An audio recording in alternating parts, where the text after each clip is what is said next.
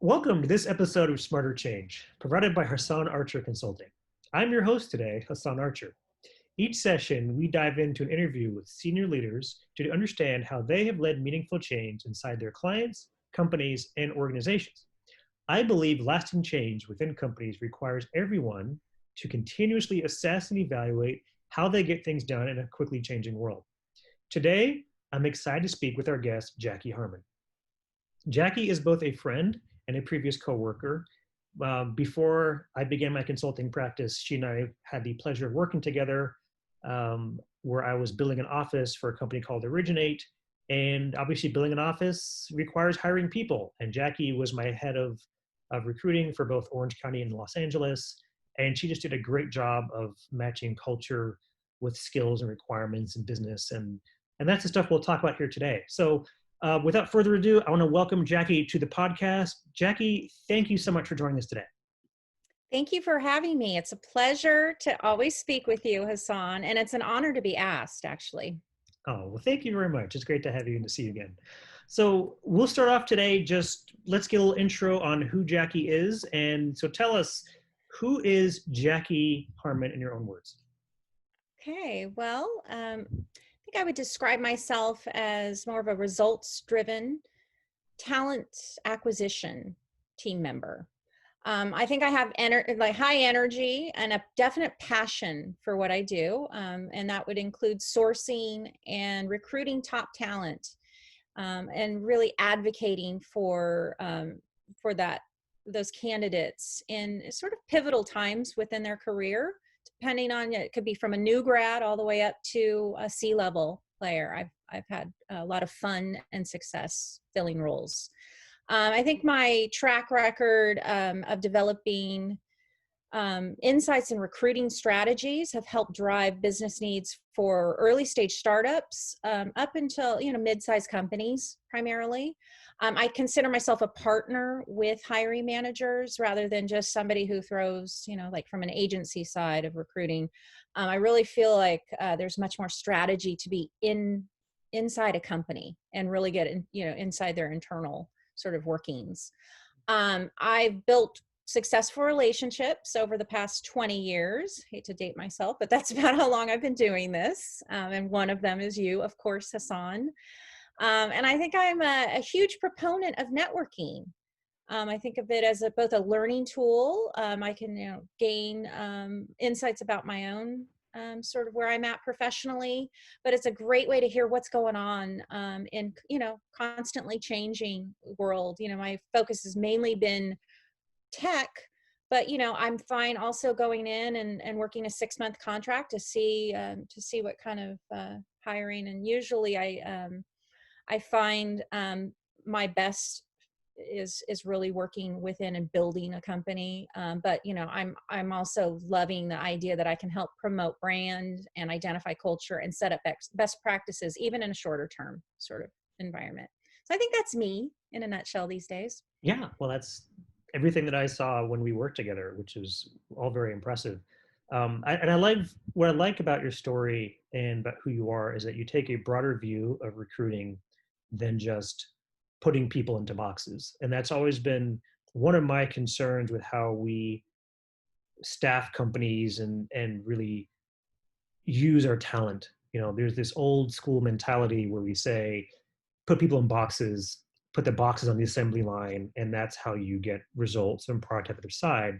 But you've always taken a deeper view of, oh, well, these are not just people in boxes, there's personalities, there's interactions, there's culture within the company, there's what are the dreams and aspirations of that employee, what are the promises that are made in the hiring process and how those kept. So there's just all these variables I think we ignore often with recruiting. And that's why I enjoyed working with you and seeing how you did it in a different way. So with that kind of understanding, this show is about smarter change and how people have done things different and what changes they enacted within their organizations. And I know you've had a lot of successes, but which smarter change initiative are you most proud of, or maybe a couple of those that you're most proud of in your career? Yeah, thank you. That was so well said, Hassan. I respect you tremendously when it comes to identifying that recruiting isn't just, fill in the seats.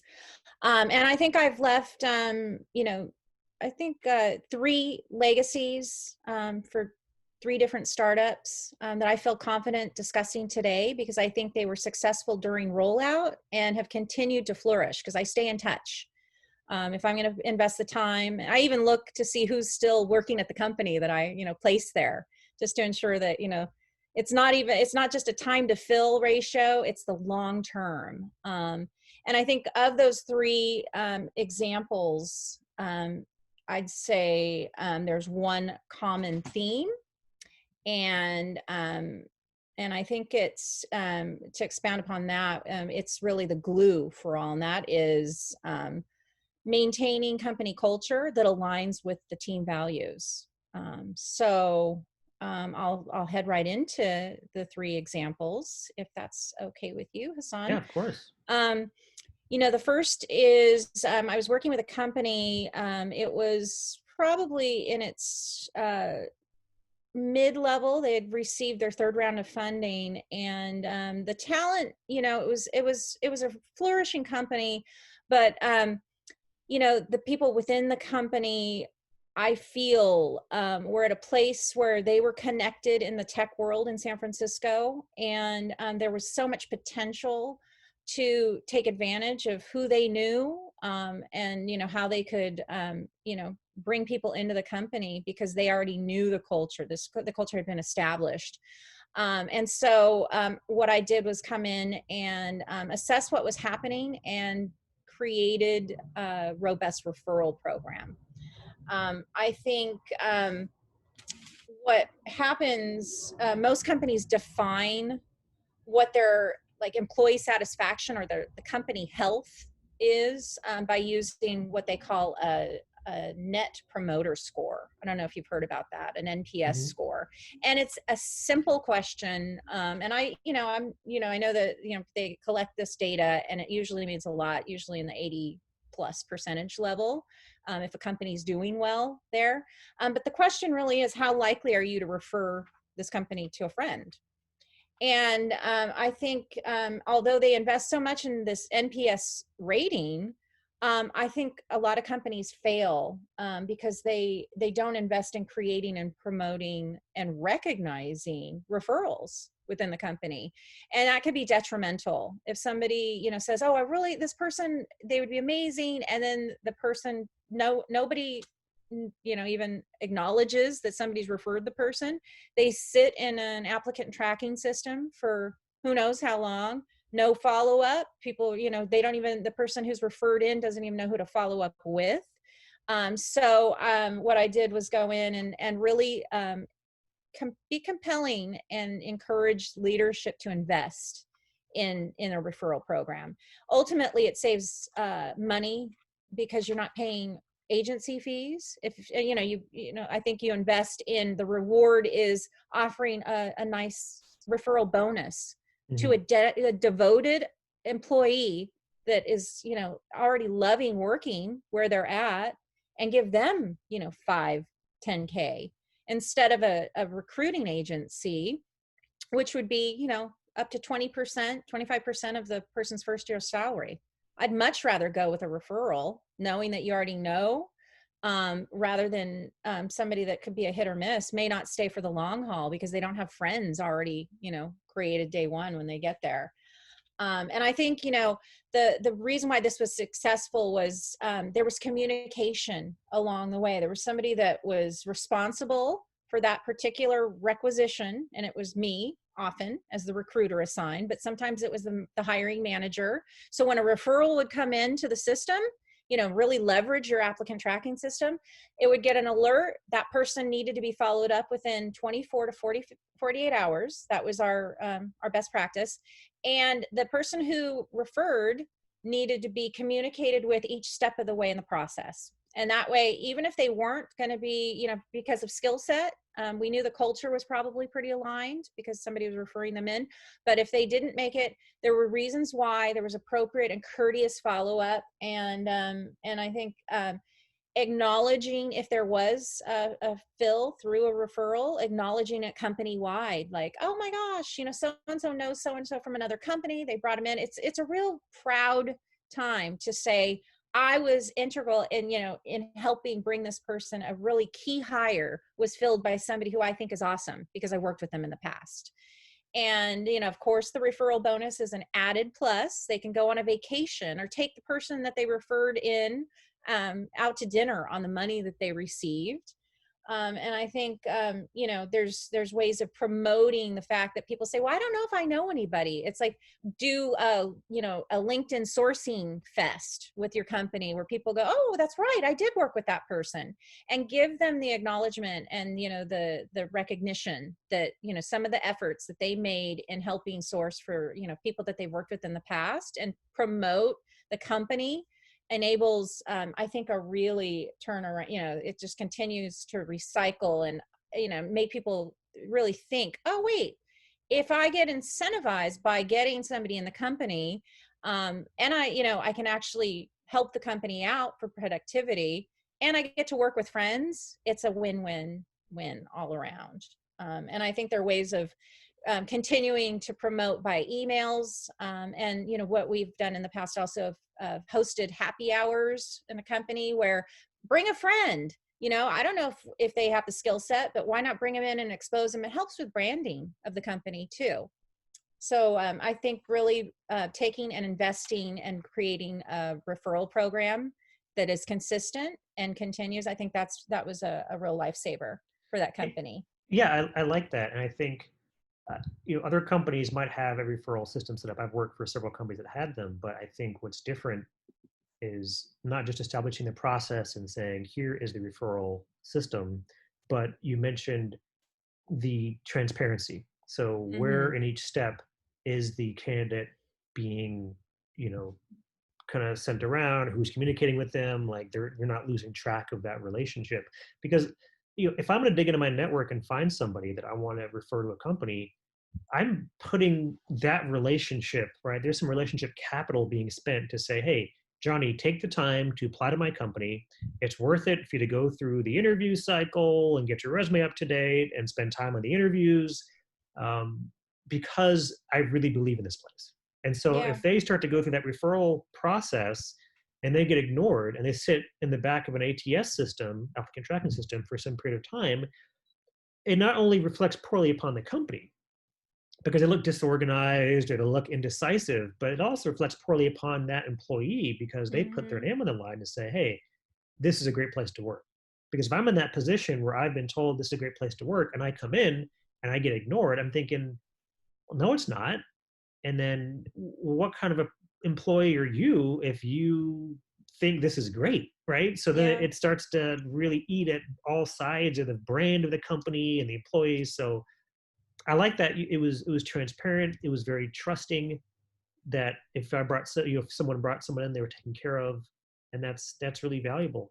Um, and then you mentioned the cost savings, right? So if it's a $10,000 Mm-hmm. bonus paid out, that's a lot cheaper than hiring an $150,000 a year engineer in the Bay Area and then paying a quarter of their salary to someone who doesn't know the culture as well as an existing employee. So I think that's real money saved. Yeah. Yeah. And, to expand upon, when people, there was the reason why I was able to get investment and buy-in from leadership, to roll this referral program out. Somebody was just exiting. Um, she decided she was going to move on. And during the exit interview, data collection, HR found one key factor. She was really embarrassed. That's the word she used, that 3 people that she referred into the company, not a thing was done. They Mm. just sat. And she tried to check in a couple of it. That wasn't her style to be like, what's going on with my referrals? And, this, so she was embarrassed that she was putting herself out there to say, this is a great company. And then she started realizing this isn't really a great company. And they lost her. That was one of 3 top reasons why she left the company. So That's sorry that's that data was collected, but it did get people thinking that this is something to invest and in. it's when you talk about recruiting in that way and how the employee felt, it's just they feel not valued, right? They took the time to reach out and get some candidates in there and put their name on the line, and then the organization doesn't reciprocate and say, this is important to you as an employee. It's important to us as a company because we value the employee, right? And that gets to the company values and then how the Mm-hmm. employees perceive their job and their place in the organization, the relative importance. There's a lot of issues that come out in that. And you might think in a lot of companies that recruiting is a separate department, right? I used to work at a company where recruiting was its own building, and they just did their recruiting magic. And your product development team might see a candidate come through, and they'd kind of do this handoff via email and say, "We've got Kathy's here to interview with you." But I don't know, were they actually a good candidate? Were they a cultural fit? No idea. But the point is, then you have this separate department, and then you have silos building, and then you have a lack of understanding and empathy between across the company, and it affects not just the recruiting piece. My point is, it also affects product development, because if Yeah. you have people not feeling valued, my thesis with companies that I've worked in is if the employees start to not feel valued, that will come out in their work, and that will affect the products they build, which will affect your bottom line. Yes. And I think it's a good segue to the second sort of change improvement, and that is the interview process not only assesses and I think really solidifies what the culture is, and I think it's recruiters are, I would always, it was a guarantee that those referrals would get my recruiter screen. It was out of courtesy. It was just to hear what's going on. How'd you work with Hassan? Just get or you were roommates with him. It's just a fun way to like at least acknowledge and build the brand of the company, even if they weren't a fit, even if they didn't even get pulled into the first round of interviewing. But so interview process is vital to a company. It cannot be done. If I could just interview people and say, let's hire them, my life would be so much easier, right? But there needs to be not only a team of individuals, there has to be a process, and it has to be consistent. And there has to be an inclusion of a culture segment. If you really believe in the values and the beliefs and all that, you have to put your money where your mouth is, and that is really implementing. We set the process together, but implementing the culture screen or culture interview was a game changer for not only for the people that were involved in the interview process, because people need to hear that. They can't just whiteboard for engineers and they're amazing, because I've known a lot of great engineers over my time, but those with a really strong ego and personality often don't fit into organizations, even if they're brilliant.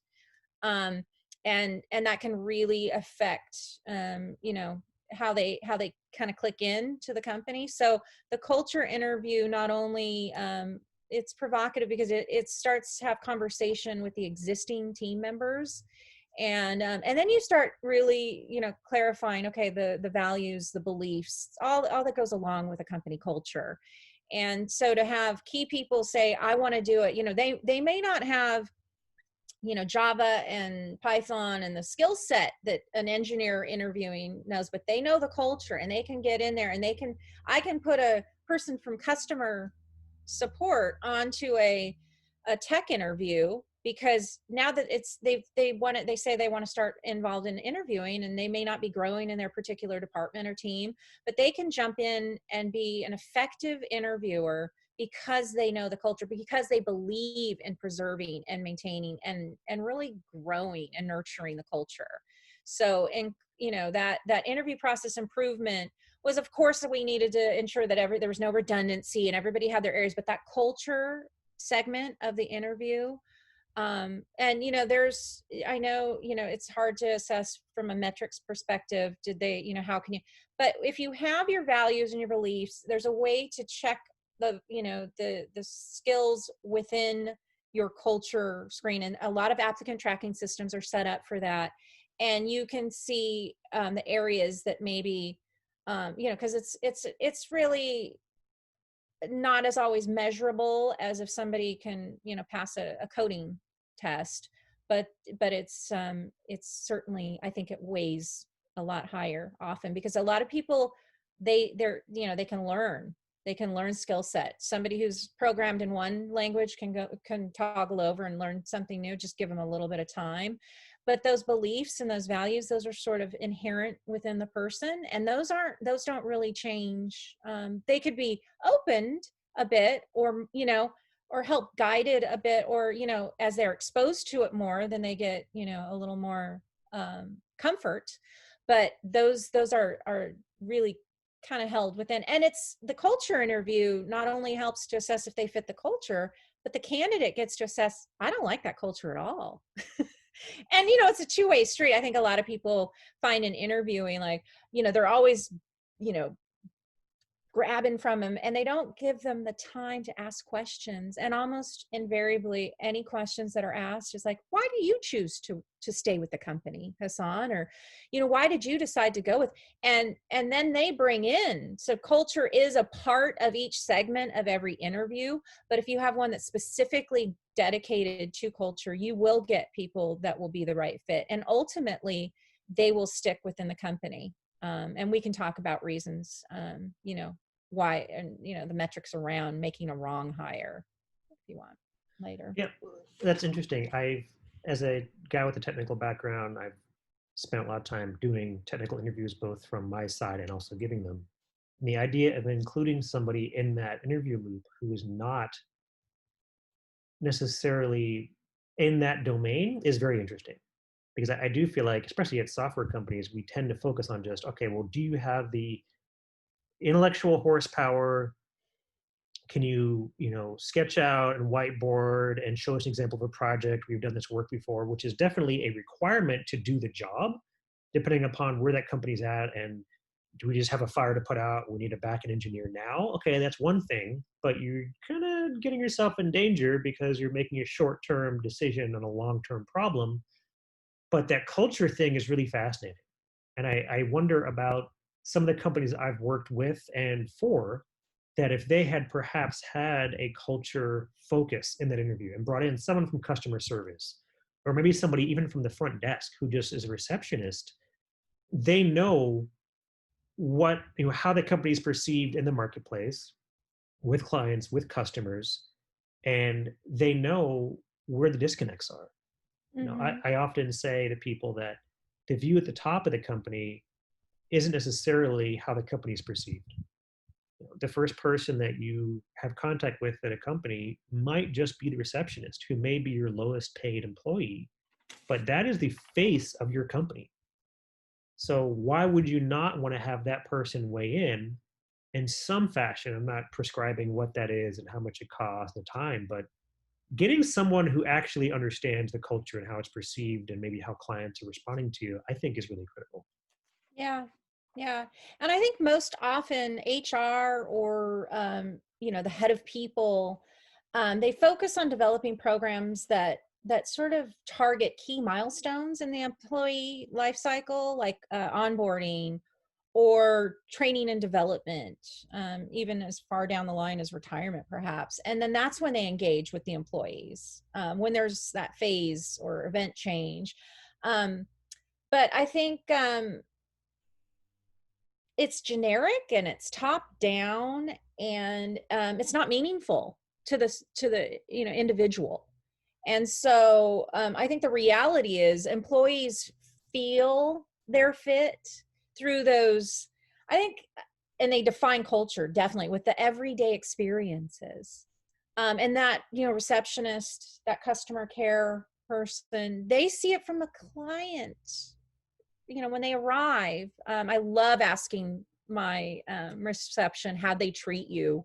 Were they when a candidate comes in, even even the valet, if you guys, whoever's interacting with that person, do they align? And if it's got to get going, were they on time? These kind of things really, did they seem disheveled? That's okay. Those are built into the interview process, and I let them calm and get them set up and all that before they go in front and have to talk about their skill set. But these all weave in because everyday experiences are what people like they feel. And it could be, I think, small conversations or interactions with a manager. I think coworkers, even following up once they arrive, how they interact with IT if their computer's not working well. These all will affect, and so that culture screen, and often, the referral. Let's bring back the referral. A referral, somebody's not going to ask some, a-hole to come work with them because they know how they treat people. We all have those friends, right? We just, we allow them to be here. There. I don't want to work with a lot of people because I already know their idiosyncrasies, let's call it, so I think, you know, we can be specific and talk about how in the time of COVID, how we deal with those, replacing how those organic conversations typically happen when you're just making your breakfast in the morning and, hey, Hassan, what's going, and finding out what's going on your weekend. That's what people connect with in a culture at work. So, we have to just come up with, I think, creative ways Mhm. to replace some of that Mhm. Mhm. in co-located areas. And that's a whole conversation of itself we Yes, could it get is. into, which I is won't go there. The final legacy, just to finish that, so you can ask some of your lovely questions you've prepared, I'm sure. But I think the final is, we can talk about trends, what's going on. But, I walked into a company where they espouse like, oh well, we only hire engineers that are eclectic. They're not just a myopic. They don't just code monkey is what they call it. We want somebody who has this diversity and offer, they've got this and that going on in their lives, and they've got interesting adventurous styles, and yet they weren't doing anything to showcase this. I personally, because I'm like the host in a restaurant when I'm a recruiter, I bring people in, I say hi, and then I see where they're landed, see, make sure their experience is good, take them to lunch once they're in. But like most people don't get the view I get. So when I see all these amazing people, oh my gosh, you ride horses, you own two horses, or you do Tai Chi. And so I helped in establishing what we called, the company was Hearsay Social. So we called them Hearsay Talks. And we knew, I knew would like to go to somebody, or people would maybe, try to put somebody in and say, oh, they're amazing, they do this on the side, they made a ukulele out of whatever their thing was.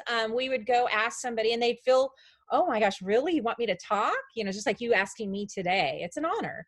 And so it would help them get out of their comfort zone about presenting. It would help some of those soft skills too in their day-to-day job. And so we would help guide them, get them supported, make sure the tech was ready. And we would do it, from the New York office. We could have them video. This is pre-COVID, and now everything would be. But, we learned a lot about people and really interesting things. Somebody made candles. I mean, whatever it is that they do, we got to know them, who they are. And, we knew they were already an amazing engineer, or product manager, or business development, but we had no idea what they did. And so people could have something to talk about when they had lunch together, like, oh my gosh, I didn't know you did that. Or it would help pull things together. So those Hearsay Talks, I think, were invaluable, and they still remain at Hearsay Social. So I those are like, my legacies. yeah, well, I like that. I think the challenge we have with engineering or tech firms is a bias towards a certain personality of person, right? A very logical, maybe mathematically driven, traditional computer science candidate. And the people who may be managers in those organizations are also those types of people. And they may be the best programmer on staff or the best architect on staff, which may or Mm-hmm. may not be the best manager. So, how do you handle bringing candidates in who maybe have an expectation of their career growth or mentoring or management when you happen to know that the hiring manager may not be the strongest in that area? Yeah. I always love, to hear the takeaways from both sides of when the hiring manager meets the candidate, like where they see the person's strengths are. I like to ask, how best somebody is managed. I also like to know the style of so it's, it's helping be the connector. But there are sometimes when people say very clearly that, they don't like a micromanager, or they work best under the guise of like somebody helping guide, and they need their milestones. They need to make sure one-on-ones are consistent. And I know the style because I see the hiring manager on the side. And so it's kind of let's be honest here. Do you have the bandwidth to be the manager? Do you want to develop in the areas that this person, thinks is a strong manager for their style? And it's working a lot. We're not all like, it's HR has to be involved. This is a team effort, just like the interview process. Not one manager has to take on all of what that person is. When you do a 360 degree performance review cycle, if that's how your organization, I highly recommend it. You get an idea of how others perceive your work, your style, and that's outside of your department. That's how your manager and you interact. One-on-ones are meant not just for the employee, it's also for the manager. And if you're not working in the people side, that people ops organization, in development and training at all levels, especially, I'd say, you got to focus strongly on manager training. Most people, especially in tech, have never managed before. They get pushed up there because, oh, they're really good. They're a really good engineer. That's a mismatch. A good engineer does not make a good manager or mentor. And you're an amazing mentor, by the way, Hassan. Thank you. And you don't have to know what the person necessarily does. You don't even have to do what the person does to be a good manager. You have to be empathetic and guide and be patient and listen more. And these are things that, people just, they didn't understand. And a lot of times you'll find most people who are managers didn't want to be in that position, don't even want to stand that. So if they're doing their side of, they're keeping their side clean and doing their one-on-ones, most leaders will say, oh, why are you should be an individual contributor. Let's make you an architect, not a people manager.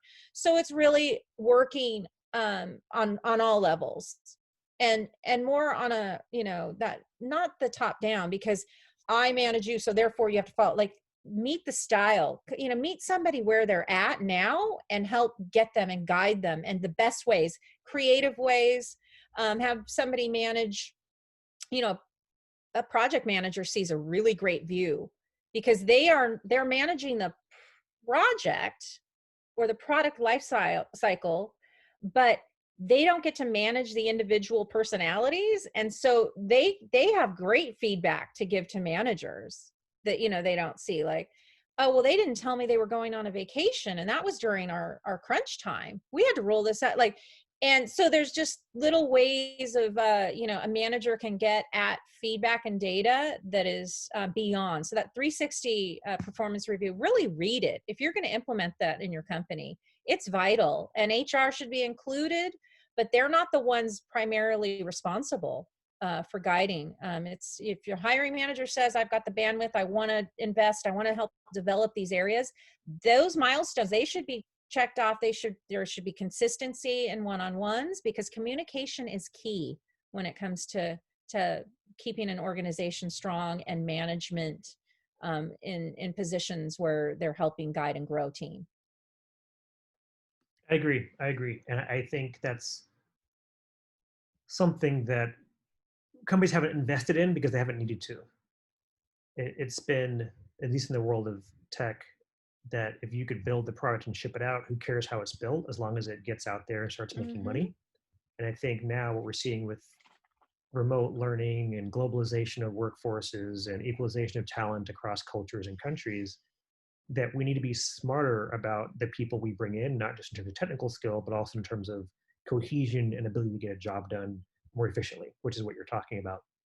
So my last question for you today, and I know we could go on for a long time about all these topics of culture and metrics and sales of recruiting versus how it's been done in the past, what is now, but what would you suggest to companies now that they should do different, a change they should make in how they handle recruiting, knowing that we're virtual, we may not be back in the office again for months. Some people are saying years, some people are saying it'll always be a hybrid. How do you manage that hiring for culture through this screen that we're currently interacting with right now? Yeah, it's a real challenge. There's no doubt about that. I've heard in the past, all remote companies, and I thought, ooh, how did you get at the culture? Um, and it's not going to be ideal.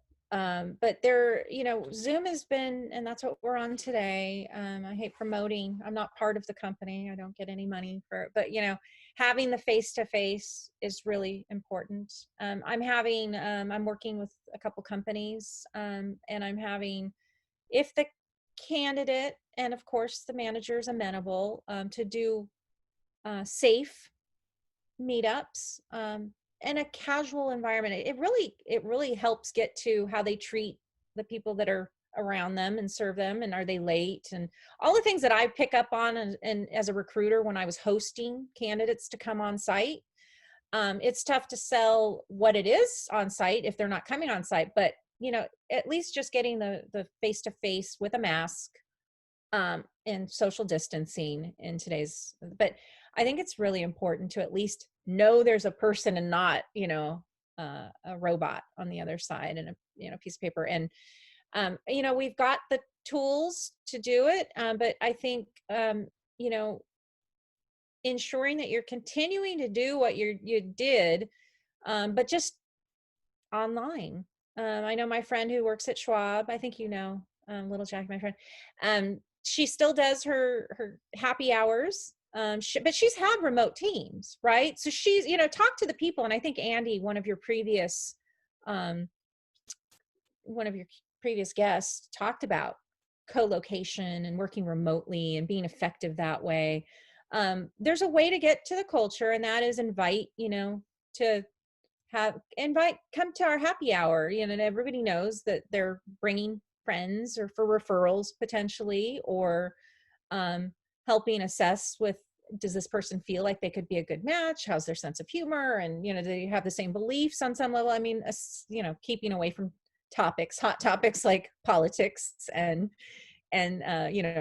racial systemic issues that are happening in our culture. So there's ways of getting at what you need, and you just have to get creative with it. So do the happy hour, but everybody has their own. I've done a Zoom dance party for somebody's birthday, Wow. and you got to see That'll show you a how lot. somebody That'll teach you a lot. reacts. Yeah. Yeah, it certainly does. And even just like, I'm doing the real generic backdrop, but what people have in their background, like, oh my gosh, you must travel, because I see, world map. I do have a world map up here, but it sort of organically starts those conversations that you can't get when you're in the kitchen, Yeah. or during lunchtime with your Yeah. coworkers. Which I was talking to a gentleman yesterday about this and culture and how you search for that. And he said, one of the key things when you're hiring or even considering selling is, do you want to have a beer with that person? And so I like what you're Mm-hmm. saying about, well, we're going to have a wine happy hour. Everyone's on their Zoom screen with their favorite wine or beer or beverage, or if they don't drink alcohol. But it gives you a chance to kind of see, okay, I've got my 10 screens up and everyone's doing stuff and talking. And it really allows them to see just how is this culture changing? How do they adapt to remote work? Because that's not normal, right? When you go out to a happy hour in an office, you see the lay of the land, you talk to some people, you kind of mingle. But here it's boom, everyone's face is on the screen, they're all doing their thing. But that is now what the culture is like, right? It's going to It's be the new people. norm. That Mm-hmm. is. And so it's almost like you take the culture you had in the office, and then we have to adapt it to the Zoom. And then we're seeing all these windows and you're trying to deal with it. Well, that's the reality you're going to be walking into. So either you like it or you don't like it. Either they feel comfortable, they don't. And that's just the world we're in. So I really Mm-hmm. appreciate that. So Jackie, this has been fascinating. And I know we're definitely going to have to do a follow-up because there's so many more things I want to dig There's into with so you here. much. So I much. love talking with you. Yes, and there's so much more with recruiting and what that means and how we're going to handle that in the future. But just thank you so much. It's been a real pleasure having you here as a guest and a participant on the Smart Change podcast today. And I just want to say, just I look forward to talking to you next time. Yeah, let's do a part 2. Thank Definitely, you. I really yes, appreciate. definitely. So for those of you who attended today and joined us in this podcast, just thank you so much for joining us. Please hit subscribe and visit me on hassanarcher.com or on LinkedIn. You can look me up. And if you have led meaningful change in your company, please reach out to me. I'm always looking for more stories and interesting people who have led some changes and are making their way through what is really now just a cycle of continuous change with COVID, and deciding what we can keep and what we should jettison if things go back to normal and what normal looks like. But maybe we can interview you in a future episode. So please reach out, and thank you again. And we will talk to you soon.